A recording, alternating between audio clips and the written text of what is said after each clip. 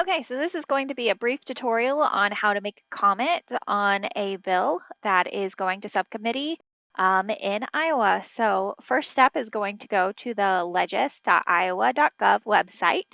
That's going to bring you up to this page. This is the main page. The next step is to go to committees and schedules. Then you're going to click on schedules over here.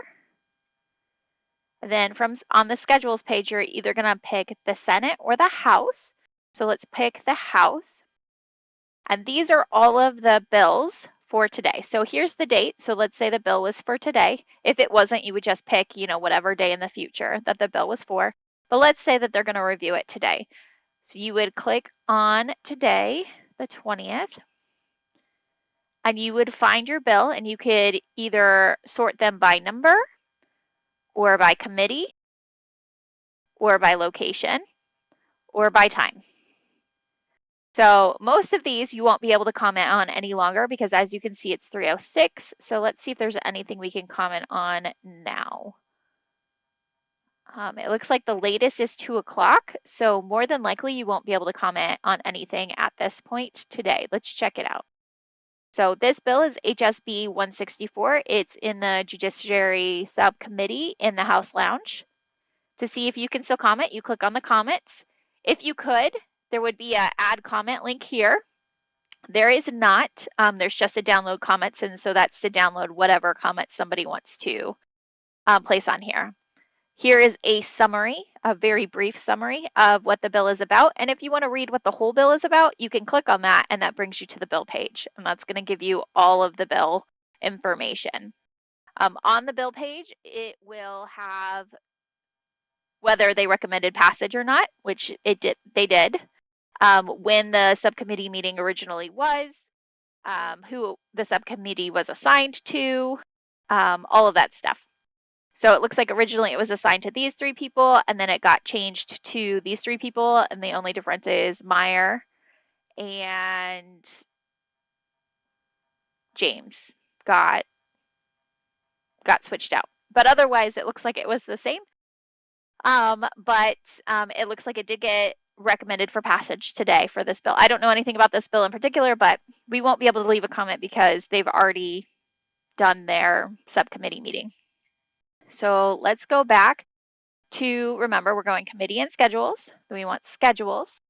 Then we're going to pick House or Senate. So we'll pick House. Tomorrow is Friday. They often don't have bills that they're working on Fridays. But we'll look. Looks like there isn't any. They're going to do an administrative rules review committee and a revenue estimate conference. Those are the things for tomorrow. So let's look and see what else we've got here. We've got on the 24th, so that's Monday. We do have some. Now, all of these you should be able to comment on still because it's not the day of and the committee hasn't happened yet. Usually the comments close before, like, from my understanding, it's like an hour or so before the bill is supposed to go through. I don't know if that's like all the time or if that's just what I've observed, but there you go. Here is a bill. Again, this is just a summary for the bill. This is the bill number or the identification number if you want to search it somewhere else. These are the people who are going to be on the subcommittee, obviously, the time that the subcommittee is going to meet and where it's at. So if I wanted to know what this bill was about, I would click on that. And this is relating to members of a county advisory boards. It looks like they're just adding a new subparagraph. A member shall reside in the county that the county advisory board serves. That is the only thing that they're changing, it looks like, on this bill. To me, that sounds like a good thing. I think you should probably live where you are making laws. So you can add comments here. So you would just click on this add comment button. There's obviously no comments currently submitted at this time. But if we wanted to add a comment, we would just go here and then we would go fill out this information. You have to have your first name, your last name, city, state, email address, and whatever your comment is. So basically everything that has these little red stars on it. They don't do anything with your city, state information. As far as I'm aware, it's just to make sure that you are a constituent when you leave the information. But once you have it all filled out, you click the I'm not a robot button, right, until it has the check mark, and then you hit submit. If we were to leave a comment here, it would bring it back on this previous page. It would show up right here immediately. So as soon as you leave the comment, it'll show up right here. It doesn't show like your city, your state, or anything like that. It does show your name, and it shows your comment.